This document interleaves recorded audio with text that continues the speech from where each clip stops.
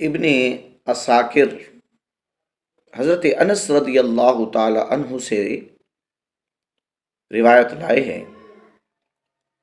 آقا مدینے والے مصطفیٰ صلی اللہ تعالی علیہ وسلم نے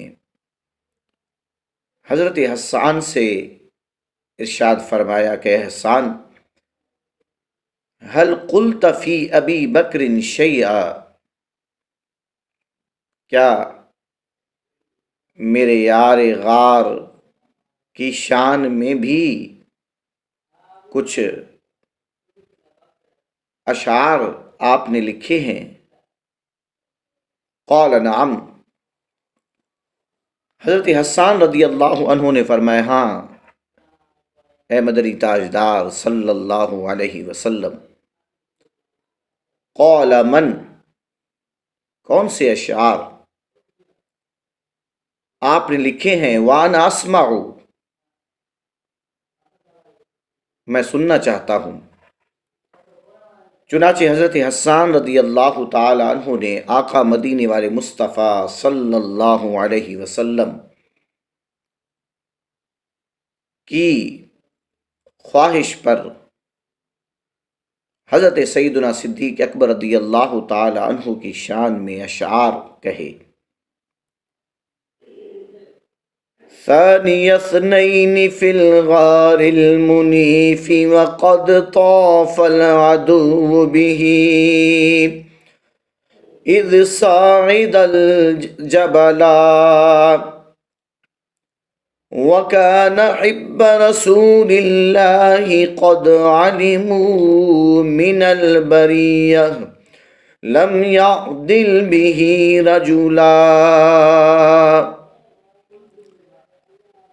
حضرت سیدنا صدیق اکبر رضی اللہ تعالی عنہ غار میں دوسرے تھے اور دشمن جب اس غار کا چکر لگا رہے تھے، جب وہ پہاڑ پر چڑھ آئے تھے اور حضرت سیدنا صدیق اکبر رضی اللہ تعالی عنہ نبی کریم صلی اللہ علیہ وسلم کے محبوب ہیں، لوگ جانتے تھے، لوگ جانتے ہیں کہ آپ صلی اللہ علیہ وسلم صدیق اکبر کے برابر کسی بھی شخص کو نہیں سمجھتے۔ جب حضرت سیدنا حسان رضی اللہ تعالی عنہ نے یہ اشعار پڑھے، فضحک رسول اللہ صلی اللہ علیہ وسلم حتی بدت نواجذہ، تو نبی کریم صلی اللہ علیہ وسلم سن کر خوش ہوئے، اتنا خوش ہوئے کہ آپ صلی اللہ علیہ وسلم کے سامنے کے دندان اقدس خوشی میں نظر آنے لگے، مسکراہٹ میں نظر آنے لگے۔ ثم قال صدقت یا حسان، پھر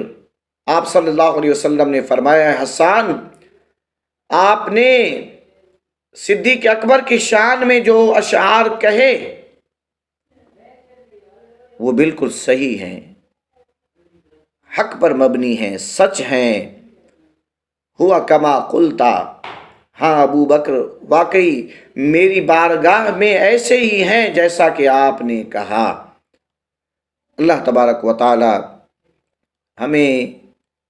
سیدنا صدیق اکبر رضی اللہ تعالی عنہ کی محبت نصیب فرمائے، اور نعت خوان حضرات سے بھی میں عرض کروں گا کہ وہ اس مہینے میں جمادی الثانی میں بالخصوص اور عام طور پر محافل میں سیدنا صدیق اکبر و صحابہ کی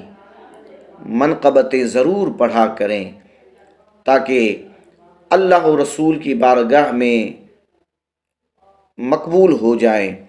اور سیدنا صدیق اکبر رضی اللہ تعالیٰ عنہ کی بارگاہ میں مقبول ہو جائیں۔